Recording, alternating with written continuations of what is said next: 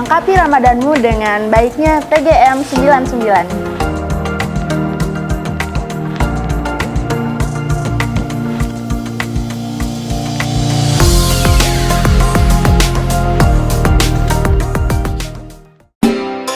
Bismillahirrahmanirrahim. Alhamdulillah birahmatihi yatarahamu ibadul mu'minun wa bi taufiqihi yartadi'uz zalimun. Asyhadu an la ilaha illallah wa asyhadu anna muhammadar rasulullah, amma ba'du. Segala puji bagi Allah yang maha kasih dan maha sayang. Alhamdulillah, hari ini kita sudah melewati hampir 2/3-nya di bulan Ramadan.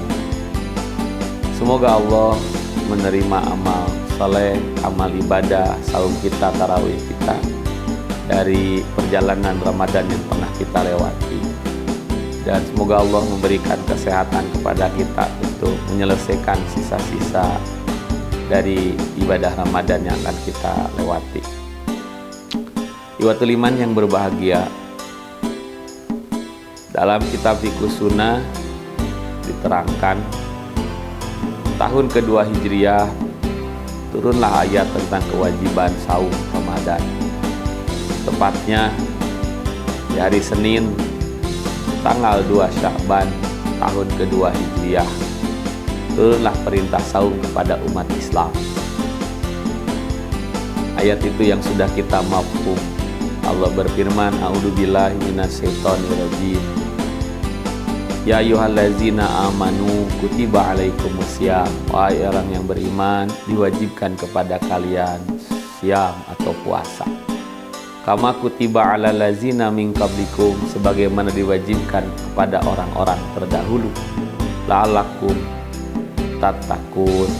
Sebagian mengartikan litaruji, la'alla itu semoga agar mudah-mudahan kalian bertakwa, tetapi sebagian lain mengartikan, sebagian tafsirnya terlitahki, pasti kalian akan bertakwa dengan saum itu. Dan janji Allah kepada orang yang saum itu sangat luar biasa. Allah berjanji, wa may yattaqillaha yaj'al lahu makhraja.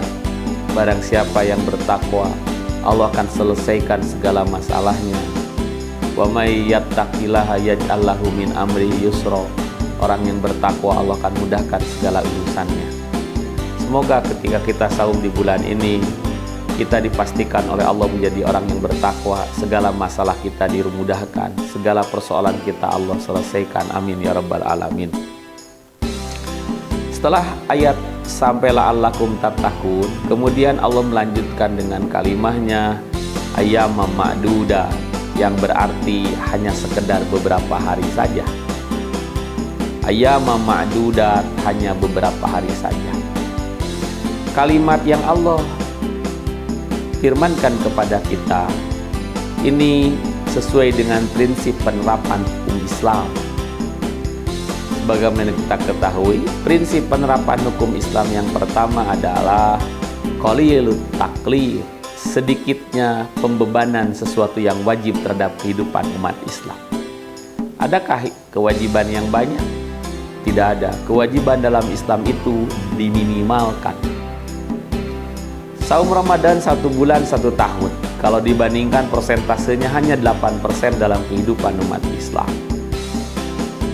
Kemudian salat wajib yang kita laksanakan sehari semalam paling 1 jam yang wajibnya. Berarti hanya 4% dalam kehidupan kita. Tidak ada kewajiban yang sesuatu yang sifatnya wajib, misalnya baca Quran sehari 5 juz, atau sedekah 1 bulan 1 juta. Karena prinsipnya ajaran Islam itu adalah qalilut taklif, sedikit sekali pembebanannya.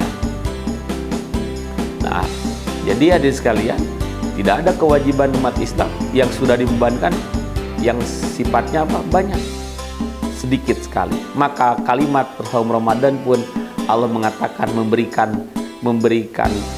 gambaran dengan sebuah kalimat agar kita merasa ringan dalam melaksanakannya, disebut dengan kalimat ayyamam ma'duda, sedikit kewajiban atau hanya beberapa hari saja. Kemudian kalimat selanjutnya Disusul dengan kalimat famangkana minkum maridon au ala safarin faiddatun min ayyamin ukhra.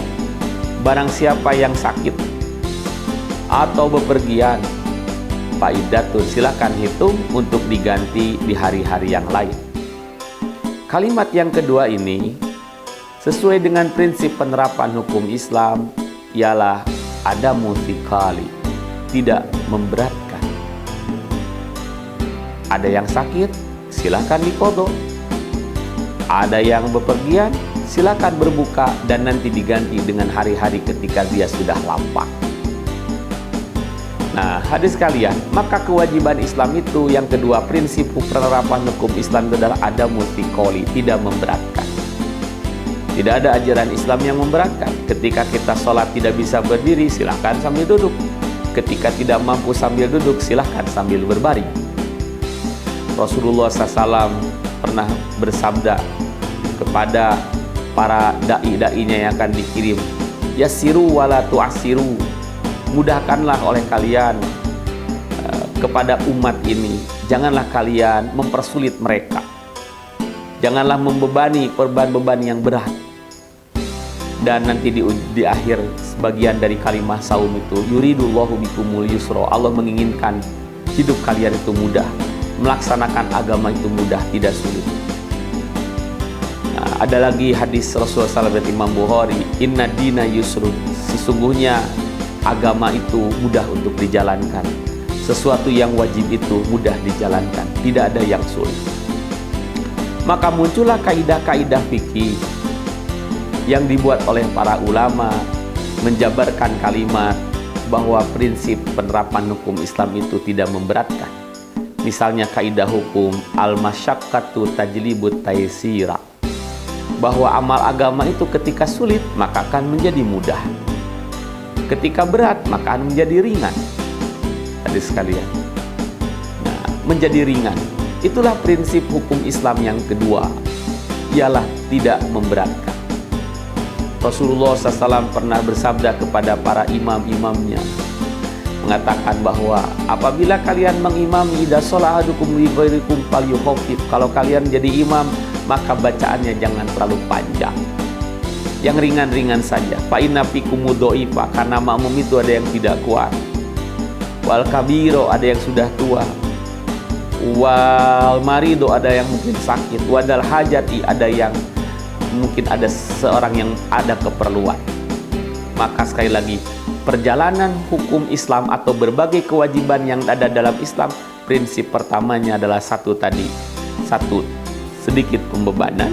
Yang kedua adalah tidak memberatkan. Kemudian kalimat selanjutnya,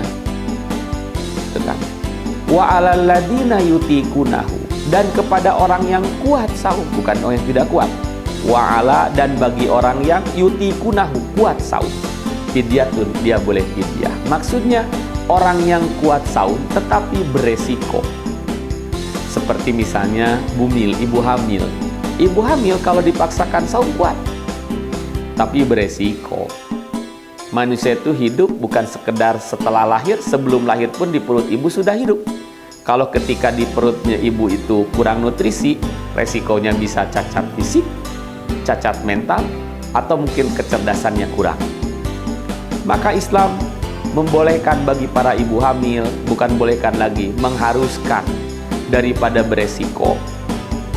Prinsip ibadah itu jangan pernah mencari resiko. Bisa terjadi sesuatu yang malapetaka atau musibah. Maka ibadah ini bisa diringankan, tidak memberatkan. Muncullah satu kaidah fikih, darul mafasidi muqaddamun ala jalbil masalihi. Mencegah kecelakaan itu, kemafsadatan itu, musibah itu harus lebih didahulukan ketimbang mendatangkan sesuatu yang manfaat atau beribadah yang sah. Dulu tahun 90-an banyak bayi-bayi yang lahir karena diantaranya cacat, misalnya sumbing. Itu karena ibu hamilnya kurang gizi, gitu kan. Banyak anak-anak misalnya kurang cerdas karena kurang nutrisi. Mungkin bukan tidak punya duit untuk membeli sesuatu yang bergizi, tapi mungkin ibu-ibunya lebih menurutkan hawa nafsu lidahnya. sesuatu yang enak, sesuatu yang tidak bergizi tetapi enak di lidahnya.